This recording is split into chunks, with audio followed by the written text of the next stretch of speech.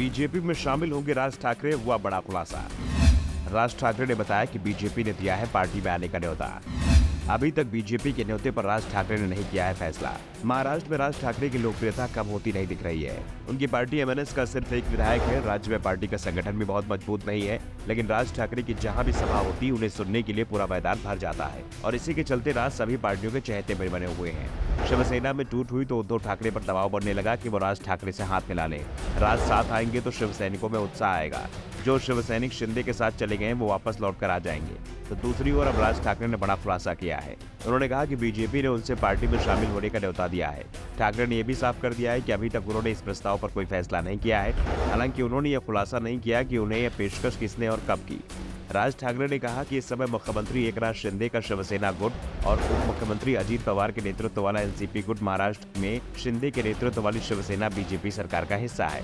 शिंदे और अजीत पवार सरकार के साथ है और बीजेपी ने साफ कर दिया है कि अजीत पवार के साथ क्या किया जाएगा, इसलिए मैं इस पर कोई निर्णय नहीं ले पा रहा हूँ। इस बीच राज ठाकरे ने एक और चौंकाने वाला खुलासा किया है।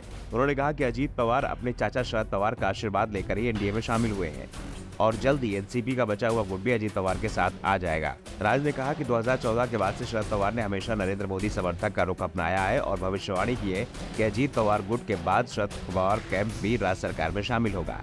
दरअसल 2014 में भी शिवसेना बीजेपी से अलग हो गई थी। 2014 का विधानसभा चुनाव शिवसेना और बीजेपी ने अलग अलग लड़ा था। चुनाव के बाद भी 2019 जैसी परिस्थिति बनी थी और उस समय शरद पवार ने बीजेपी का बाहर समर्थन कर फडणवीस को सीएम बनवा दिया था। बाजी जब उद्धव ठाकरे के हाथ से पूरी तरह से निकल गई तो उद्धव ने बीजेपी के आगे घुटने टेक दिए और बीजेपी की शर्तों पर एनडीए में वापस लौट आई थी। इसमें आरएसएस ने भी उद्धव की मदद की थी, क्योंकि संघ नहीं चाहता था कि हिंदुत्व का समर्थन करने वाली पार्टी उससे दूर रहे। एनसीपी की जगह शिवसेना का समर्थन लेने की वजह से उस समय शरद पवार बीजेपी से नाराज भी हुए थे।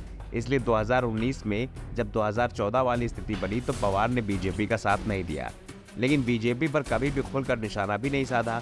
यहां तक कि जब बीजेपी ने अजीत पवार के सहारे एनसीपी को तोड़ा था और रातों रात शपथ लेकर फडणवीस सीएम बन गए थे, तो भी पवार ने पीएम मोदी के खिलाफ एक भी शब्द नहीं बोला था, लेकिन विधायकों को अपने साथ लेकर शिवसेना के साथ सरकार बना ली थी।